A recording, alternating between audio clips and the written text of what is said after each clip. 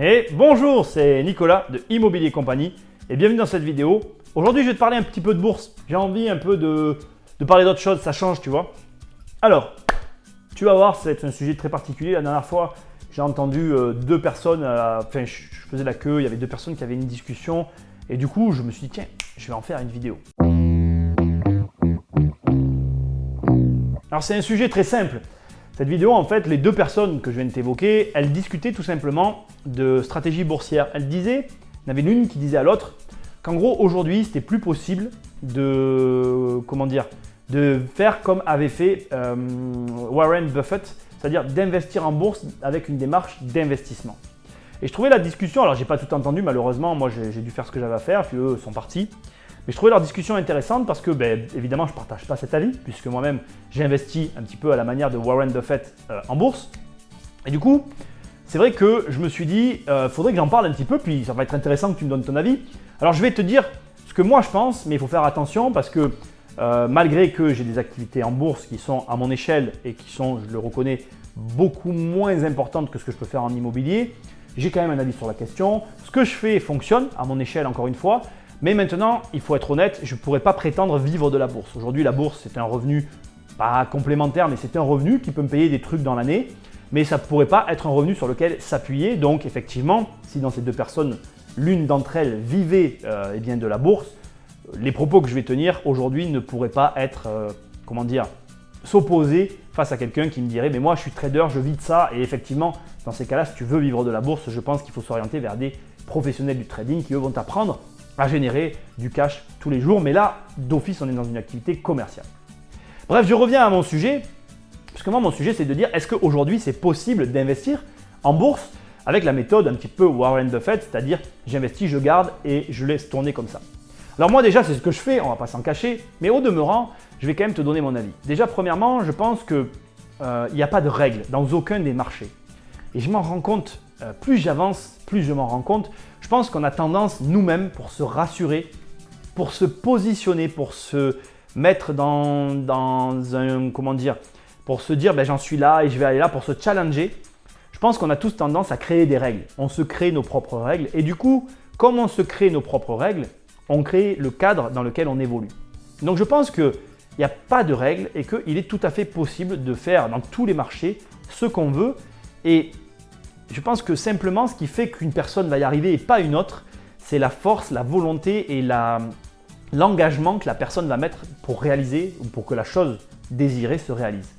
Et rien que là, déjà, je viendrai plus ou moins répondre à la question, mais je vais quand même donner plus d'informations par rapport à tout ça. Moi, je vais parler de mon expérience. La bourse aujourd'hui, pour moi, c'est quelque chose de vraiment lointain. Ce n'est pas quelque chose qui est dans mon quotidien.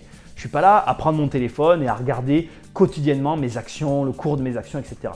Pour moi, la bourse aujourd'hui, ça représente des assemblées générales. Je reçois des courriers auxquels je dois participer, auxquels, je vais être honnête, je ne participe pas toujours. Et au demeurant, des opportunités parce que par rapport à tout ça, j'ai des opportunités qui me sont proposées dans le cadre des actions que je possède dans les sociétés. Voilà. Ce sont essentiellement les deux choses dans le quotidien et dans l'impact direct que je peux avoir avec la bourse, ce que représentent mes activités sur ces marchés financiers. A contrario, en face de ça, les revenus, ce que me rapportent finalement ces contraintes, sont bien maigres quand on regarde. Il faut être honnête, c'est-à-dire qu'aujourd'hui, je gagne de l'argent, je peux me payer des choses avec cet argent. Pour être très honnête, je ne me paye rien parce que je n'ai pas d'intérêt à me payer quoi que ce soit. Mais les revenus face aux contraintes sont maigres.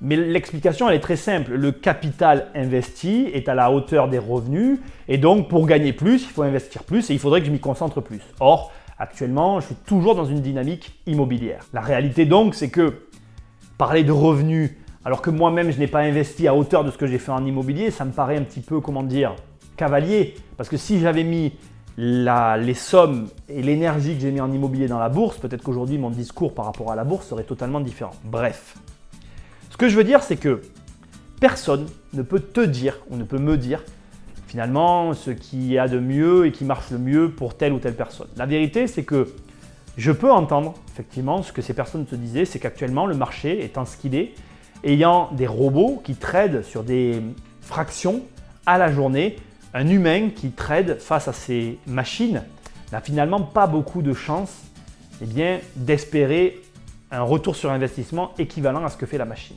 Seulement, si on pousse la réflexion, Ces robots sont faits pour gagner de l'argent. Or, lorsqu'on aborde l'investissement au sens large du terme, on ne cherche pas à avoir de l'argent immédiatement, on cherche à pérenniser quelque chose, à se dire j'ai une option à cet endroit-là et cette option m'ouvrira une porte, peut-être ou pas, dans quelques années. Je pense que la réelle réponse à tout ça, et j'aurais aimé participer à la discussion si j'avais été dans leur groupe, je leur aurais dit ok, j'entends ce que tu me dis, ok, tu en vis peut-être, ok, aujourd'hui la bourse est ton quotidien, mais je ne cherche pas à faire de la bourse mon métier. Je ne cherche pas à ce que la bourse me prenne toutes mes matinées parce qu'aujourd'hui, pour être trader, il faut quand même y passer une matinée par jour. Et ce n'est pas… Alors, selon ce que tu fais comme travail, ça peut te suffire largement et c'est un très bon job. Mais aujourd'hui, moi, ce n'est pas mon objectif. Mais selon ton objectif, effectivement, le trading, c'est un engagement et c'est finalement une spéculation sur des marchés financiers qui demandent une connaissance et un travail quotidien.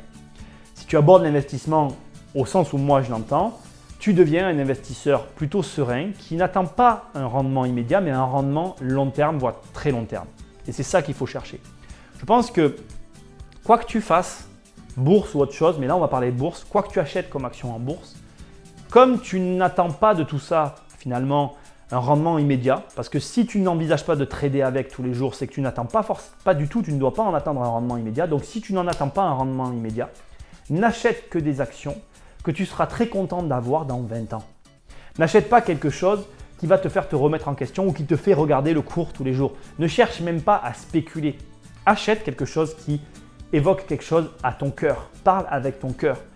Adhère à une entreprise qui évoque des choses pour toi et à laquelle tu aimerais participer si tu avais pu la créer. Mais ne va pas dans une entreprise où finalement tu n'y vas que pour l'argent, la spéculation, ça serait une erreur. Et je pense que c'est le meilleur des conseils que je puisse te donner parce que la vérité c'est que il n'y a pas de bon et de mauvais placement, il n'y a que des personnes comme toi, comme moi, et en face de ces personnes, des contraintes qui nous obligent ou impliquent les choix qu'on va faire derrière.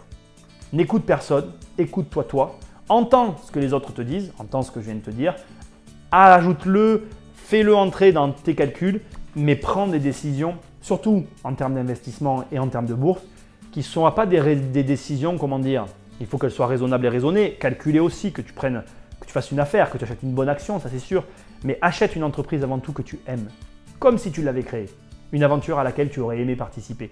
Et je pense que si tu suis ce simple conseil, tu ne peux pas te planter en bourse. En tout cas, pas dans la mesure où tu veux faire de l'investissement boursier en bon père de famille, le style d'investissement que je fais. Voilà, c'est une vidéo un peu étrange suite à une discussion. J'espère que ça t'aura apporté des renseignements complémentaires sur la bourse. En tout cas, moi, c'est comme ça que j'ai investi en bourse. Et puis, moi, je te dis à très bientôt dans une prochaine vidéo. Salut! Non, tu t'en vas déjà? Investir, c'est plus fort que toi.